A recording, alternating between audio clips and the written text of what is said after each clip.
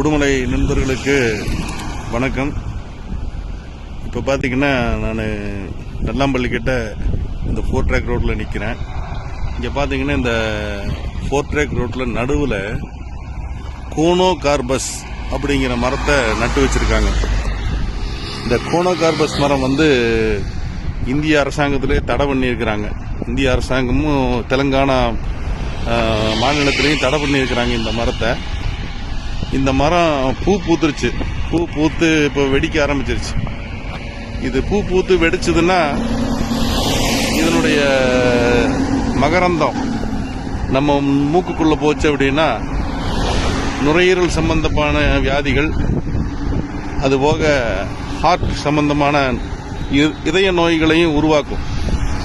அதுபோக நிலத்தடி நீரை பல லட்சம் லிட்டரை உறிஞ்சி சாப்பிட்றோம்.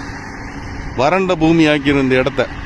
நம்ம பொள்ளாச்சி நல்லாம்பள்ளியில் இதை நட்டுருக்குறாங்க. இங்கிருந்து பார்த்தீங்கன்னா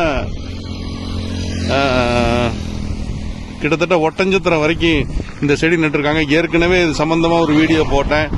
யாருமே இதை கண்டுக்கல. இப்போ மரம் செடி எல்லாம் பெருசாகி பூ பூத்து வெடித்து சிதற கண்டிஷனுக்கு போயிருக்கு. நீ இதை சுவாசிச்சுட்டு போனாங்கன்னா மக்களுக்கு எல்லா வியாதியும் வரும். இது என்ன, யாருடைய சுயநலத்துக்காக இங்க நட்டிருக்கிறாங்கன்னு தெரியல. யாருடைய சுயநலத்துக்காக நட்டிருக்கிறாங்க, இல்ல தமிழ்நாட்டை அழிக்கிறதுக்காக நட்டிருக்கிறாங்களான்னு தெரியல. இது உடனே எல்லாரும் நம்ம எல்லாரும் கவனத்தில் எடுத்து இதுக்கான எதிர்ப்பை தெரிவிக்கல அப்படின்னா நம்மள சீக்கிரம் நம்ம சந்ததிகளே இல்லாம பண்ணிடுவாங்க. அவ்வளவுதான். யாருமே இதை பத்தி கண்டுக்க மாட்டேங்கிறீங்க. இது ஒரு 2வது தடவை இந்த வீடியோ போடுறேன் நான். நன்றி.